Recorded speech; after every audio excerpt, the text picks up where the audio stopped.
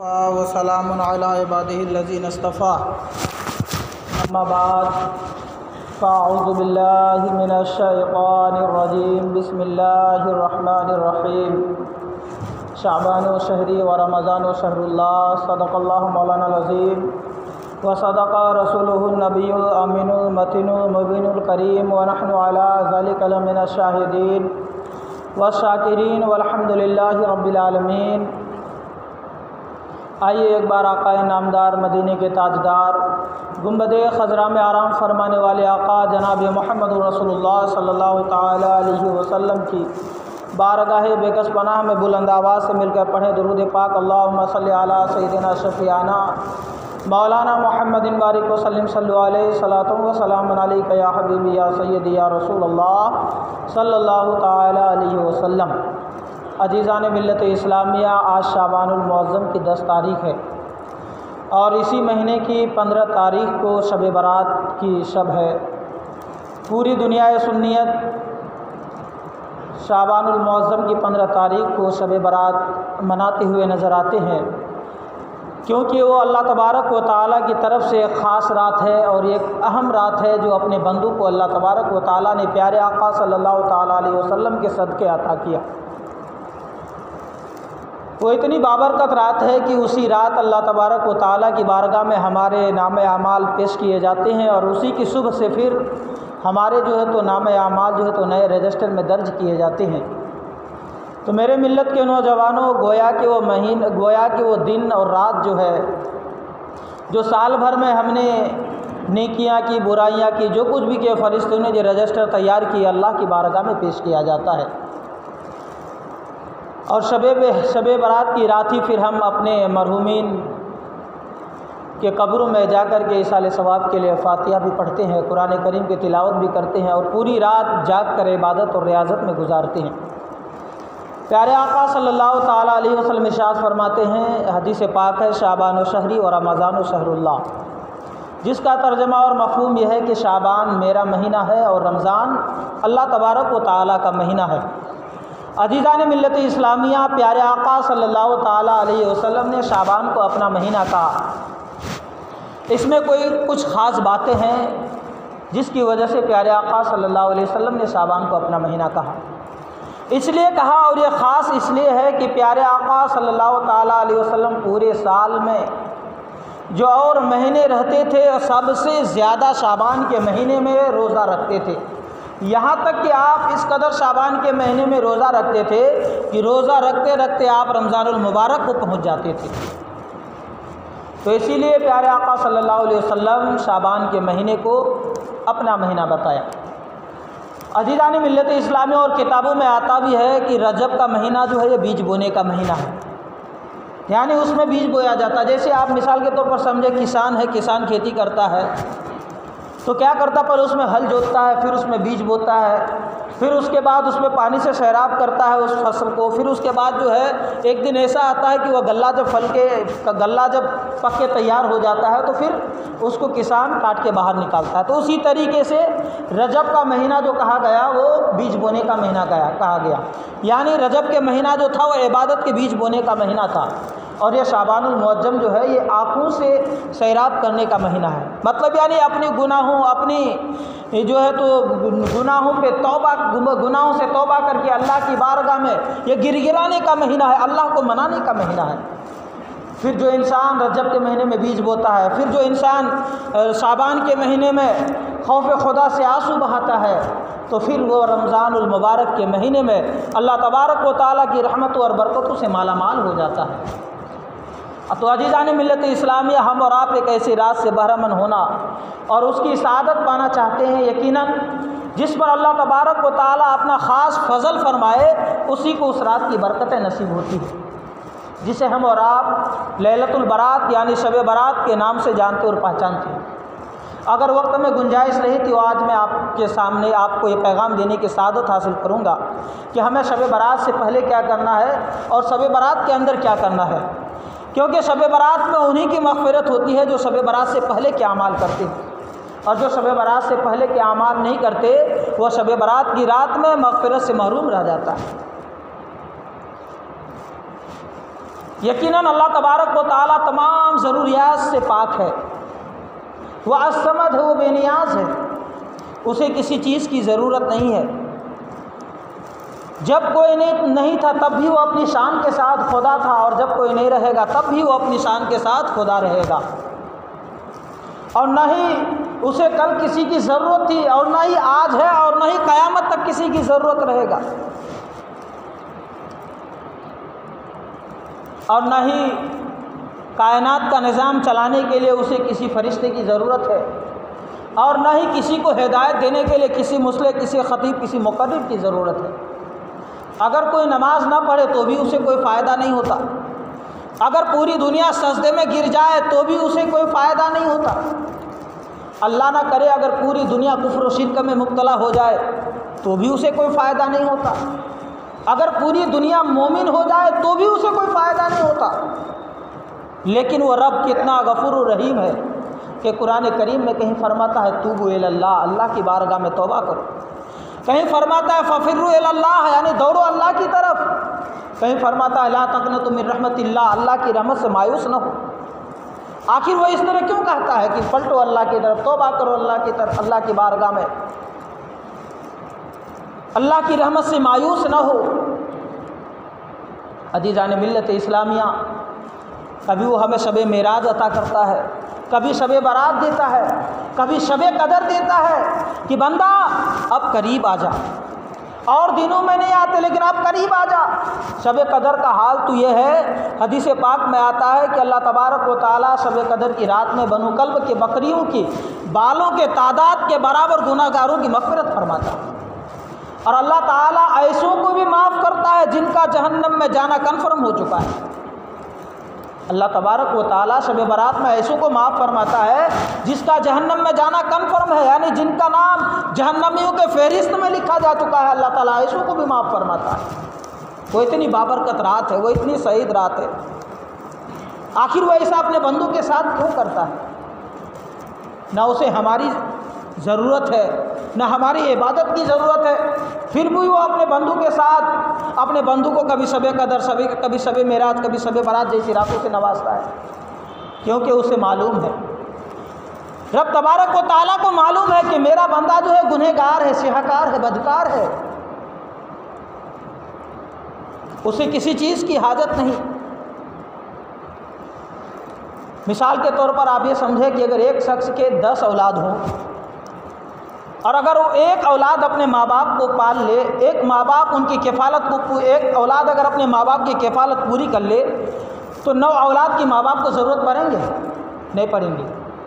लेकिन याद रखें कि माँ बाप उस औलाद को, यानी जिनके पास रहते हैं, उनको भी उतनी ही दुआएं देती है, और उन गद्दार जो 9 बेटे हैं जो माँ बाप को नहीं देखते, उन 9 बेटों को भी उतनी दुआएं देती है। यानी जितने इस वफ़ादार बेटे से मोहब्बत करती है उतनी ही जो है तो उस गद्दार बेटों से भी माँ मोहब्बत करती है। आखिर ऐसा क्यों करती है? क्योंकि उसे माँ की ममता मजबूर करती है, माँ की ममता मजबूर करती है। तो अगर अल्लाह तबारक व तआला सिर्फ अपने वफ़ादार बंदों को बुलाता तो लोग ताना देते, कहते परवरदिगार हम गुनहगारों को छोड़ दिया, हम पापियों को छोड़ दिया। अल्लाह तबारक व तआला जिसके अंदर अपनी मोहब्बत का ज़र्रा रखा तो वह माँ अपने वफ़ादार और गद्दार दोनों बेटे को अपने सीने से लगाए, तो वह रब करोड़ों दर्जा ज़्यादा अपने बंदों से मोहब्बत करता है, तो वह बंदा हम गुनहगारों को क्यों नहीं बुलाएगा? इसीलिए अल्लाह तबारक व तआला हम गुनहगार, सिहकार, बदकार, पापियों को शब बारात, शब कदर जैसी रातों में पुकार बुलाता है। रब फरमाता है मैं जब्बार और कहार भी हूँ तो सत्तार और गफ्फार भी हूँ। हालांकि उसे हमारी तौबा की ज़रूरत नहीं है, वो हमारी तौबा का मोहताज नहीं है, फिर भी वो हमें शब कदर देता है। ऐसी ऐसी रातें ही अता की है कि नहीं आने वाला भी आता है, नहीं नहाने वाला भी नहाता है, नहीं इबादत करने वाला भी इबादत करता है। हालांकि उसे हमारी इबादत की ज़रूरत नहीं है। कभी वो तौबा की तौफीक देकर माफ़ करता है, और कभी बगैर तौबा के तौफीक की भी वो माफ़ करता है।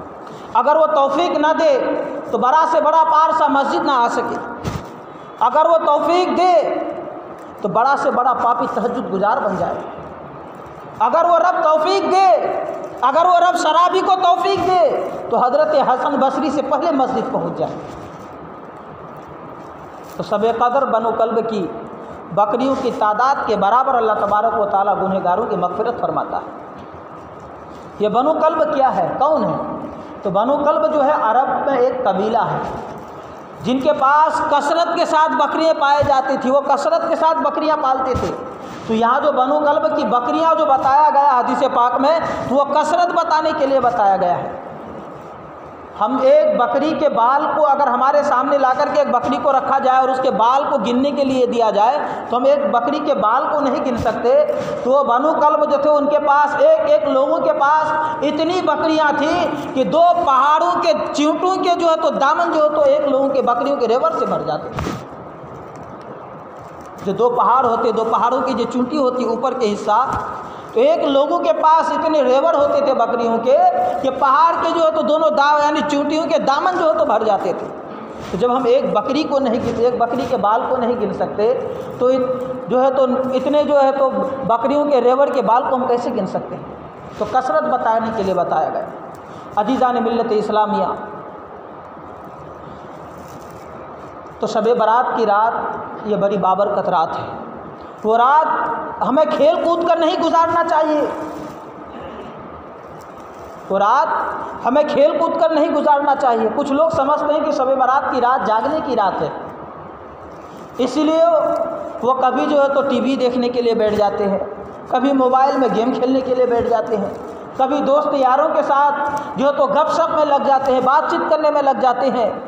मैं तो कहता हूँ उस रात शैतान इंसानी शक्ल में आकर आपको बातचीत में लगाता है, गुफ्तगू करने में लगा देता है। अजीज़ान मिल्लत इस्लामिया, बल्कि उस रात आप टारगेट बना लें, शब बारात की रात आप टारगेट बना लें कि उस रात हमें 1 पारा कुरान करीम पढ़ना है, 100 बार दुरूद शरीफ पढ़ना है, 100 बार तौबा इस्तिग़फ़ार पढ़ना है, 100 बार कलेमा शरीफ पढ़ना है। उस रात हमें कब्रिस्तान जाना है। प्यारे आका सल्लल्लाहु अलैहि वसल्लम कब्रिस्तान क्यों गए? इसलिए गए ताकि हम भी कब्रिस्तान जाएं। और जब हम कब्रिस्तान जाएं तो सिर्फ कब्रों को चूना लगाने ना जाएं। आज तो हम मुसलमानों का हाल ये हो गया कि जिंदा जावेद लोगों को भी हम चूना लगाने नहीं छोड़ते, और जो मर के कब्रिस्तान पहुँच जाते तो उनको भी नहीं चूना लगाने छोड़ते, वहाँ भी हम मुर्दों को भी चूना लगाते हैं। तो मुसलमानों, जब आप कब्रिस्तान जाएँ तो चूना लगाने ना जाएं, कब्र को पेंटिंग करने के लिए ना जाएं। एक मसला मैं आपके सामने बयान कर दूं, चूना लगाना कब्र में कैसा है, क्या चाहिए कि नहीं चाहिए? तो देखिए, कब्र में चूना लगाना दुरुस्त नहीं है, नहीं लगाना चाहिए। उससे क्या होता है कि जब हम चूना लगाते हैं ना कब्र पर, तो कब्र के ऊपर जो मिट्टी रहती है उस चूने की वजह से वो मिट्टी जल जाती है, और जब वो मिट्टी जल जाती है तो उसमें हरियाली नहीं निकलती। फिर जो हरा भरा जो घास देखते हैं कब्रों पर, तो घास नहीं निकलती। और जब जिस कब्रों पर वो घास रहता, हरा भरा जो यानी रहता, वो हरियाली रहती है, तो जब तक वो घास, जब तक वो यानी पौधे छोटे छोटे वो हरे भरे रहते हैं, उस मैयत के लिए तस्बीहें पड़ती रहती हैं, तस्बीहें पड़ती रहती हैं।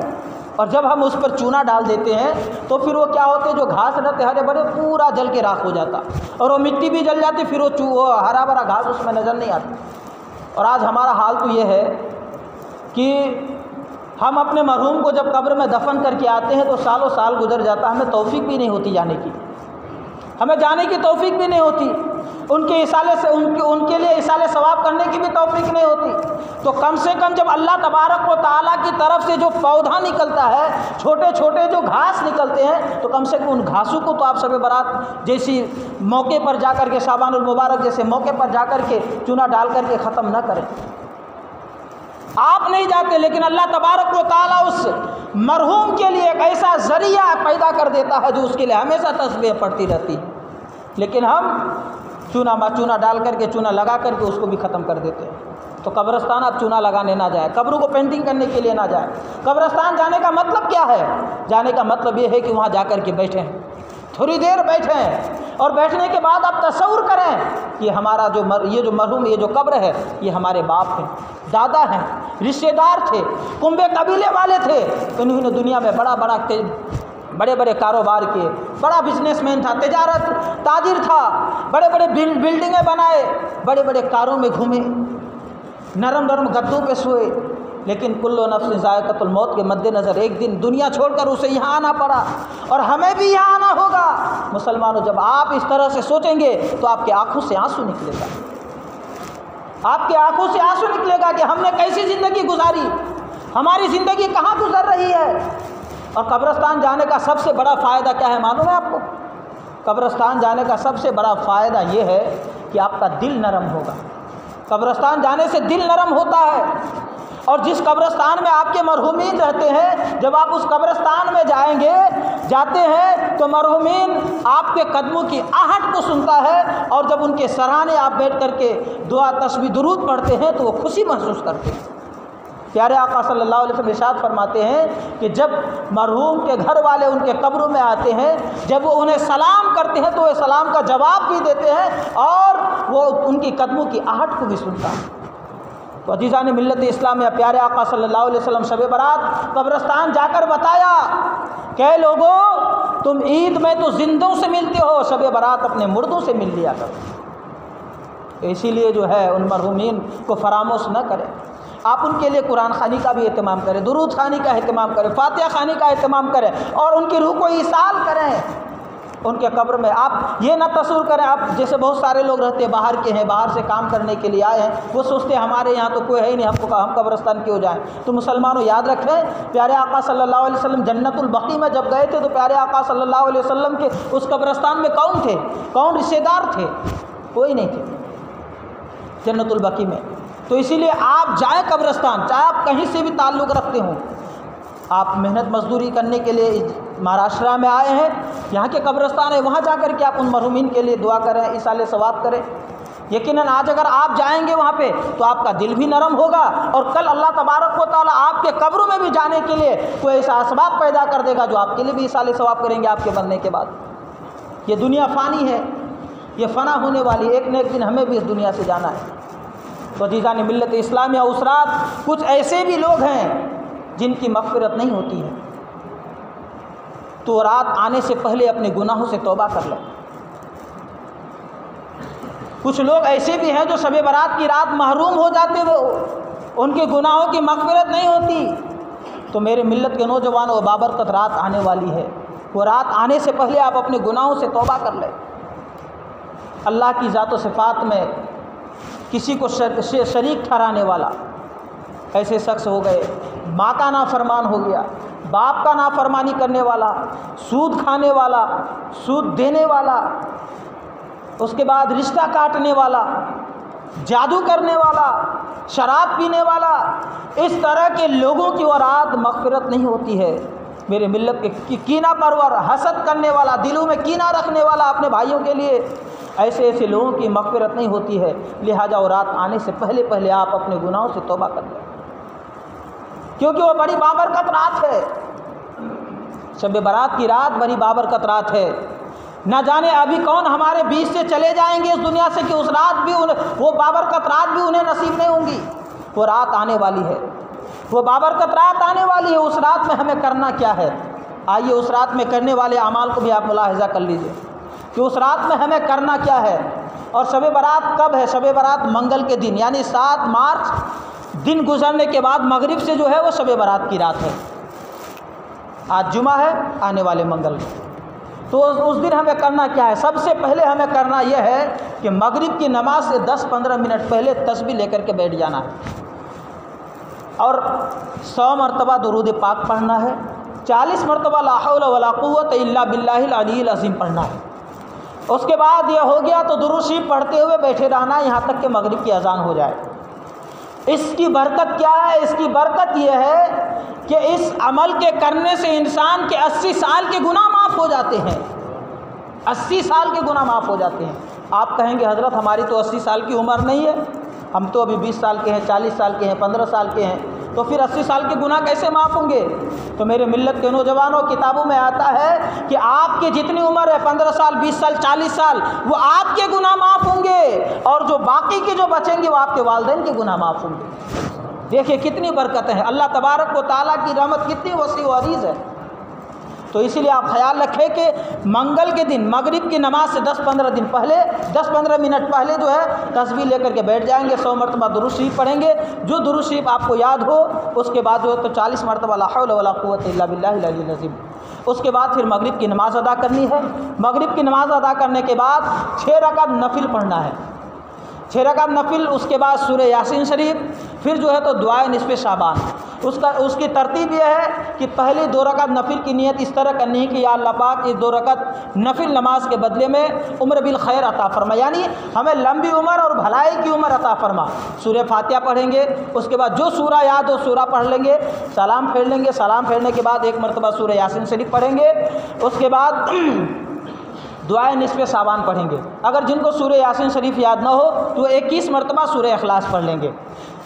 उसके बाद फिर दूसरी अगली 2 रकात की नफिल की नियत करेंगे, और नियत ये करेंगे कि अल्लाह पाक इस 2 रकात नफिल नमाज के बदले में हमारी गुनाहों की मग़फ़िरत अता फरमा, हमें जहन्नम से नजात अता फरमा। फिर सूरह फातिहा जो सूरा याद हो पढ़ लेंगे, फिर सलाम फेर देंगे, सलाम फेरने के बाद फिर 1 मरतबा सूरह यासीन शरीफ, फिर उसके बाद दुआए निस्फ़े शाबान पढ़ेंगे। फिर उसके बाद आखिरी 2 रकात की नियत करेंगे कि अल्लाह पाक की 2 रकात नफिल के बदले में हमें रहमत वाली दौलत नसीब अता फरमा, रिज़्क़ हलाल अता फरमा। फिर उसके बाद जो तो सूरह फातिहा पढ़ेंगे, जो सूरा याद हो आपको जो तो सूरा पढ़ेंगे, फिर 2 रकात नमाज में सलाम फेर देंगे। सलाम फेरने के बाद फिर जो है तो 1 मरतबा सूरह यासीन शरीफ पढ़ेंगे और 1 मरतबा दुआए निस्फ़े शाबान पढ़ेंगे। अगर जिनको सूरह यासीन शरीफ याद ना हो तो 21 मरतबा सूरह इखलास पढ़ लेंगे। ये नमाज अक्सर मस्जिदों में जो है तो एहतमाम किए जाते हैं, और इंशाअल्लाह अज़ीज़ अपनी मस्जिद में भी हर साल की तरह इमसाल भी इस नमाज़ों का एहतमाम किया जाएगा।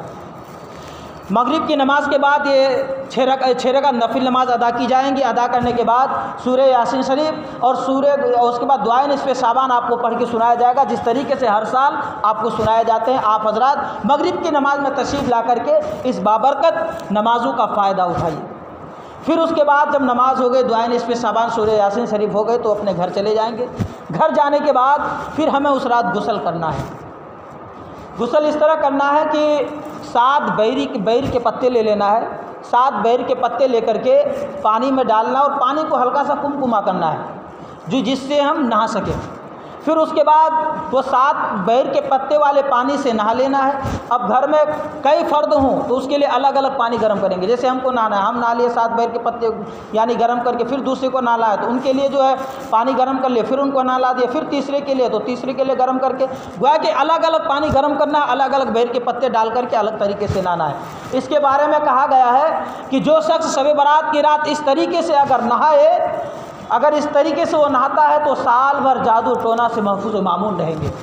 लेकिन हाँ, अगर उसके ऊपर कोई पुराना जादू किया हुआ है, अगर उसके ऊपर कोई पुराना जादू टोना किया हुआ है तो उसको जो है उसका तोड़ जो आता है उसको यानी ख़त्म करना पड़ेगा, उसका इलाज करके। लेकिन कोई नया जादू टोना अगर आप पर करना चाहे तो असर नहीं होगा। तो अजीज़ान मिल्लत इस्लामिया, उसके बाद आप पूरी रात जागिए, फिर इबादत कीजिए, कब्रिस्तान जाइए, फिर उसके अलावा नवाफिल अदा कीजिए, तो सलात व तस्बीह पढ़िए। बल्कि हो सके तो सबसे बेहतर नमाज ये है कि आप उम्र कज़ा अदा कीजिए। उम्र कज़ा जो है तो पढ़ते रहिए। तो इस तरीके से आप जो, और उसके बाद मंगल के दिन का रोज़ा भी रखिए और बुध के दिन का भी रोज़ा रखिए।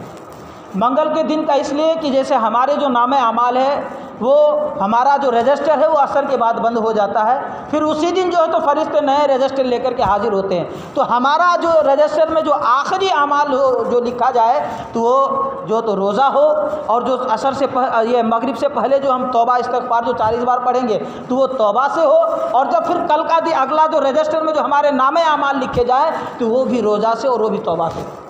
तो यकीनन अल्लाह तबारक व तआला उस शख्स को नहीं बख्शेगा, उस शख्स की मग़फ़िरत नहीं करेगा तो किसकी मग़फ़िरत करेगा? जिसका तौबा भी इब्तिदा हो, जिनकी तौबा भी इंतहा हो, जिनका रोज़ा भी इब्तिदा हो और जिनके रोज़ा भी इंतहा हो। तो अजीज़ान मिल्लत इस्लामिया, मंगल के भी दिन का रोज़ा रखिए, बुध के भी दिन का रोज़ा रखिए, और मंगल के दिन आप हजरत मस्जिद में तशरीफ़ लाइए। मगरिब की नमाज़ के बाद 6 रकात नफिल नमाज अदा की जाएंगी, फिर सूरह यासीन शरीफ और दुआए निस्फ़े शाबान आपको पढ़ करके सुनाया जाएगा। और मंगल के दिन इशा की जमात का टाइम है मस्जिद में 9 बजे। चमन शाहली दरगाह मस्जिद जो इशा की जमात का टाइम है 9 बजे है। फिर 9 बजे नमाज़ होंगी। नमाज इशा की जमात अदा होने के बाद फिर मुख्तसर सा प्रोग्राम, फिर सलात व सलाम फिर तबरुक तकसीम होंगी, फिर उसके बाद अपनी अपनी इबादत करते रहेंगे। अल्लाह तबारक व तआला की बारगाह में दुआ करूँ कि हमारे बयान करने में, आपके सुनने में किसी भी तरह की कोई खामियां गलती से होगी तो मैं उससे तौबा करता हूँ। अस्तगफिरुल्लाह रब्बी मिन कुल्लि ज़ंबि व अतूबु अलैह व मा अलैना इल्लल बलाग। एक मरतबा बुलंद आवाज़ से पढ़ लीजिए ला इलाहा इल्लल्लाह मुहम्मदुर रसूलुल्लाह सल्लल्लाहु तआला अलैहि वसल्लम। जो हजरात सुन्नत अदा नहीं कि सुन्नत अदा कर लीजिए। जो हजरात पीछे बैठे उनसे गुजारिश है कि आगे जगह है, जगह आप आगे आकर के जगह ले लीजिए ताकि बाद में आने वाले हजरात को तकलीफ़ ना हो।